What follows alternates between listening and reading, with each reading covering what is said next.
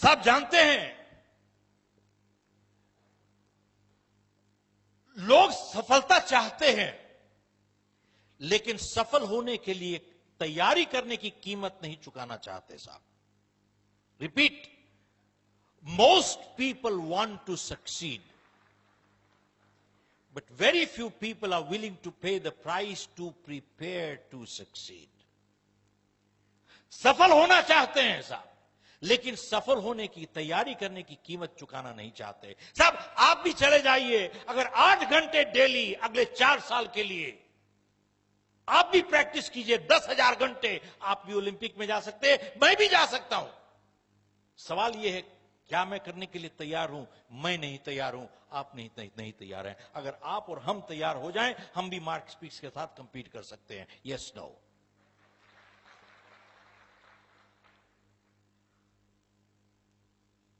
साहब 2 साल पहले ओलंपिक से माइकल फेल्प्स का हाथ फ्रैक्चर हो गया था,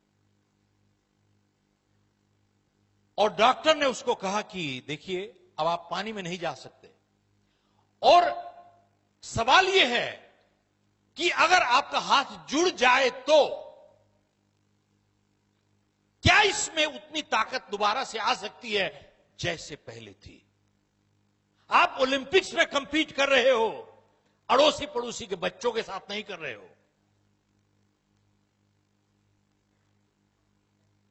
माइकल फेल्प्स 10 साल से ट्रेनिंग कर रहा था, इसकी पूरी जिंदगी का सपना चूर हो रहा था साहब। हर रात को इसने सपने लिए साहब। सपने तो जब सोते हैं तभी आते हैं। कितने लोग सहमत हैं? हाथ खड़ा कीजिए साहब। बिल्कुल झूठ है साहब, यही तो। साहब ध्यान दीजिएगा, आज सपनों की एक नई परिभाषा लेके जाइए। सपने वो नहीं जो नींद में आते हैं, सपने वो होते हैं जो नींद नहीं आने देते हैं साहब। क्या बात कर रहे हो?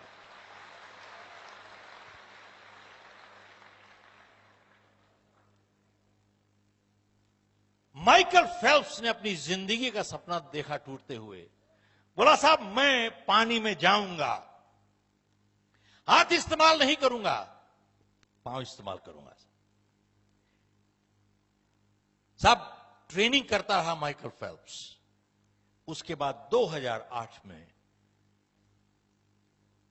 बीजिंग में इसने मार्क स्पिट्स का 36 साल पुराना रिकॉर्ड तोड़ा और 8 गोल्ड मेडल जीता साहब। ये 8 गोल्ड मेडल, और 8 में से एक इवेंट थी 100 metres butterfly stroke.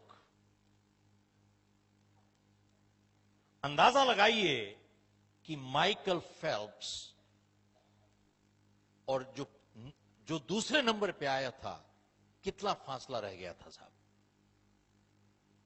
1/100th of A second. एक सेकेंड का 100वां हिस्सा। अब साहब कैसे कैलकुलेट करते हैं आप कीजिएगा, मुझे आता नहीं साहब ये सब। एक सेकेंड का 100वां हिस्सा। और कहा जाता है कि जब इसका हाथ फ्रैक्चर हो गया और यह हाथ से प्रैक्टिस कर रहा और लात से प्रैक्टिस कर रहा था, इसकी लेग्स इतनी स्ट्रांग हो गई थी दैट लास्ट पॉइंट इसी ने उसको लास्ट पुश दिया साहब। लास्ट आज मैं आपसे इतने लोगों की जीवनियां जब पढ़ते हैं, आज एक सफलता की आपसे एक नई परिभाषा देना चाहता हूं आपसे। इन्हीं से सीखा हूं मैं, मेरी नहीं है ये। Success is not absence of problems, it is overcoming problems. Michael Phelps को प्रॉब्लम थी, ही हैड अ प्रॉब्लम।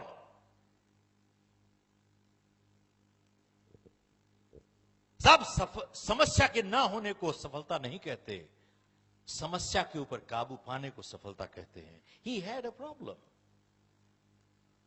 और सफलता इससे नहीं मापी जाती कि जिंदगी में हम कितना ऊपर गए।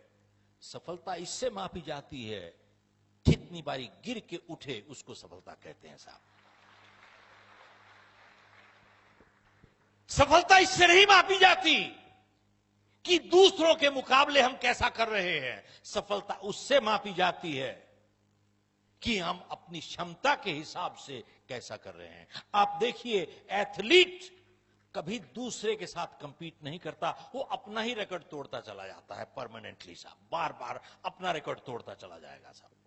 वो अपने आप के साथ कंपीट करता है साहब।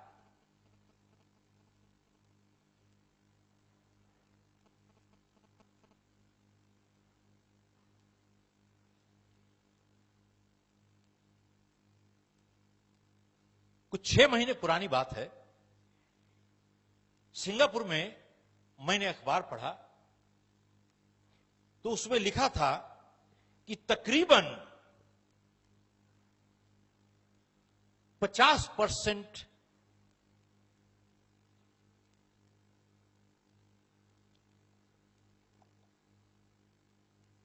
बिजनेसेस फेल हो जाते हैं all over the world with in the first 5 years. These are statistics. 50% of businesses fail हो जाते हैं with in the first 5 years. और अमेरिका में ये स्टैटिस्टिक्स है कि तकरीबन 90% बिजनेसेस फेल हो जाते हैं पहले 5 साल में.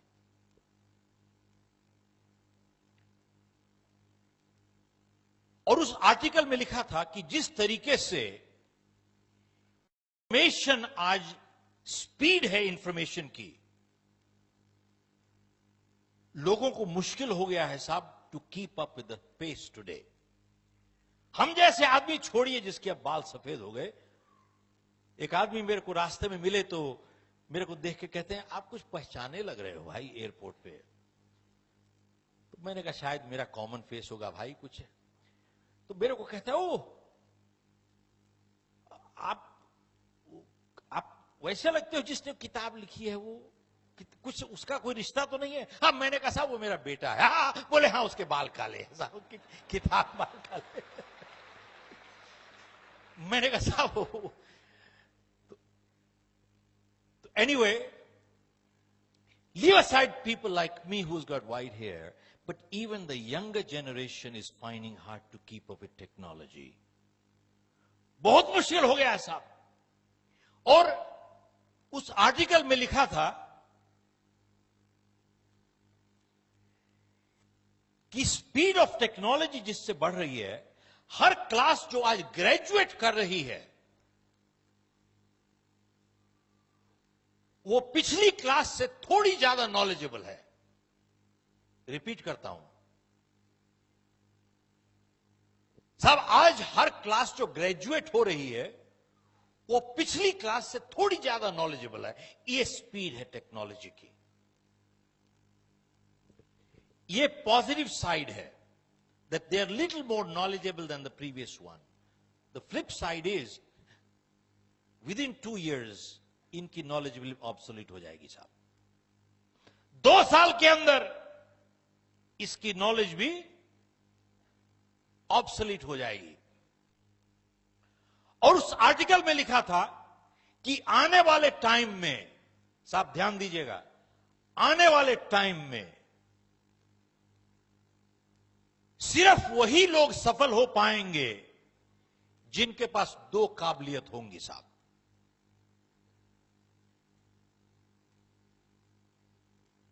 People who have people skills and people who have selling skills. Repeat करता हूं. Only people who will succeed in life going forward are people who have 2 skills. People who have people skills and people who have selling skills. Ability to deal with people and ability to sell. जिनके पास ये 2 काबिलियतें हैं, बोले साहब उनको सफलता से कोई नहीं रोक सकता. अब इसका उदाहरण क्या है? आप देखें किसी भी संस्था में, आप देखिए जितना लोअर एक वर्कर होगा 90% उसका टाइम टेक्निकल स्किल्स में चला जाएगा. 10% टाइम या उससे भी कम जाएगा लोगों के साथ व्यवहार में।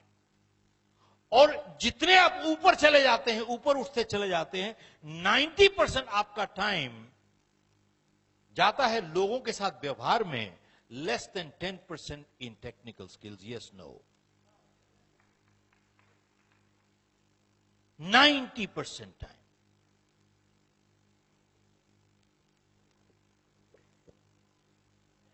यूएस में एक लीडरशिप मीट हुई, तो वहां पे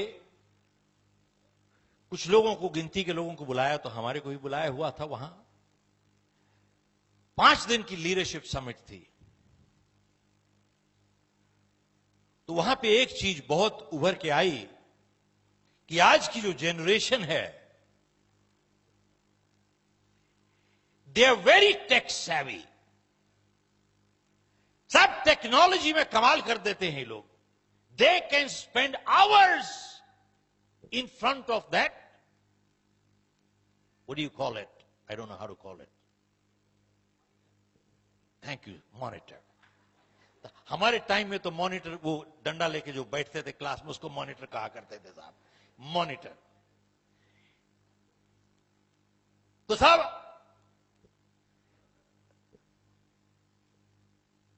मैं सिर्फ जानना चाहता था, खाई मैं ही अनपढ़ हूं या कोई और भी है साहब? That's all. Monitor. They can spend hours in front of that machine. They're so comfortable with that machine. But the flip side is that they have become uncomfortable with people today. Yes, no? The current generation has become uncomfortable with people. और साहब technology इतनी अभी advance नहीं हुई है। You still have to get married to people.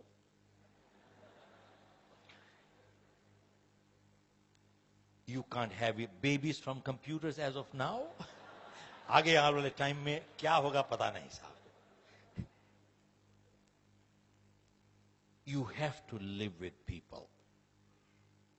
और साहब किसी ने बहुत सही बात कही है, टेक्नोलॉजी और टेक्नीशियंस आप हमेशा पैसे के साथ खरीद सकते हो, लेकिन दुनिया में सबसे अमीर इंसान, रिश्ते उनको बनाने ही पड़ते हैं।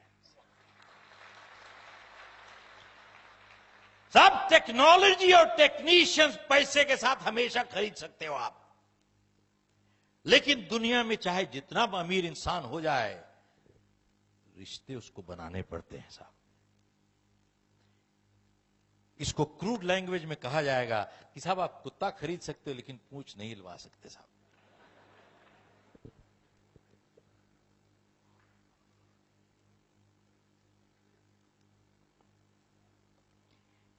Technical people skills,